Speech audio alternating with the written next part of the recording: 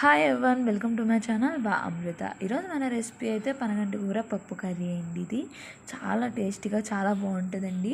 ఇదైతే పనగంటి కూర కళ్ళుకి చాలా మంచిదండి, కళ్ళు బాగా కనబడేలా చేస్తుంది. ఇదైతే మా గార్డెన్లో అయితే మొలిచింది.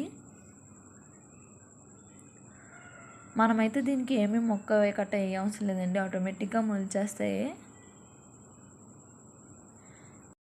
ఇదైతే చాలా ఫ్రెష్గా ఉంది, చూసారు కదా.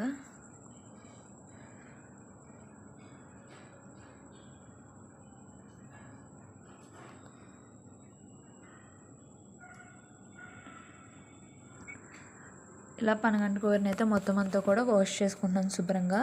ఇవే ఇంగ్రీడియంట్స్ అండి, చాలా ఈజీగా చేసుకోవచ్చు. ముందు ఒక గ్లాస్ పప్పు అయితే తీసుకుని దాన్ని మొత్తం పప్పునంతా కూడా వాష్ చేసుకుందాం ఒకసారి. ఒక గ్లాస్ పప్పుకి ఒక 3 గ్లాసులు వాటర్ అనేది వేయండి. మనం ముందుగా వాష్ చేసుకున్న పనగంటి కూరని అయితే ఇందులో వేసుకుందాం. తర్వాత అందులోకి 1 లేక 2 టమాటోస్ అయితే వేసుకోండి. ఒక ఆనియన్ పెద్దది వేసుకోండి. కరివేపాకు ఒక 2-3 రబ్బలు వేసుకోండి.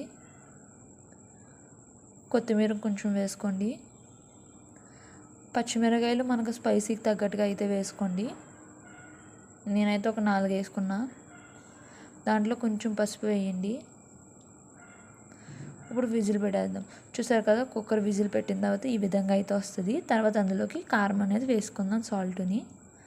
తర్వాత పప్పు గుత్తితో మొత్తం అంతా కూడా ఈ విధంగా కలబెట్టుకోండి.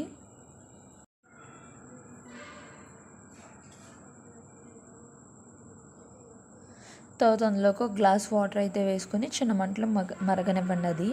తర్వాత మనం ఇప్పుడైతే పోపు అయితే వేసేద్దాం. చూసా కదా, ఇవైతే సరిపోతుంది. స్టవ్ ఆన్ చేసుకుని కడాయి పెట్టుకుని అందులో ఒక 2-3 టేబుల్ స్పూన్ ఆయిల్ వేసుకోండి, ఒక 4 టేబుల్ స్పూన్స్ దాకా. దీంట్లోకి వడియాలు కూడా బాగుంటాయి అని చెప్పి నేను గుమ్మడి వడియాలను అయితే ఫ్రై చేసుకుంటున్నా.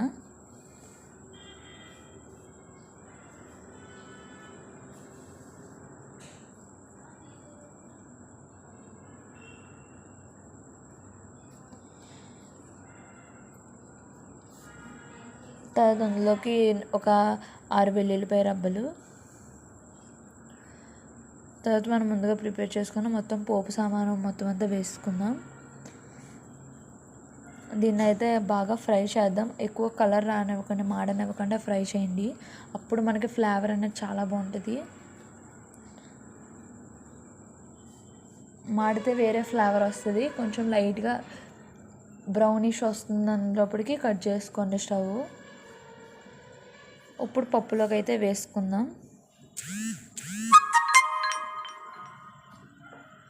మొత్తం అంతా కూడా బాగా మిక్స్ చేసుకుందాం. చూసావు కదా, చాలా ఈజీగా అయితే ప్రిపేర్ అయిపోద్దండి పప్పు.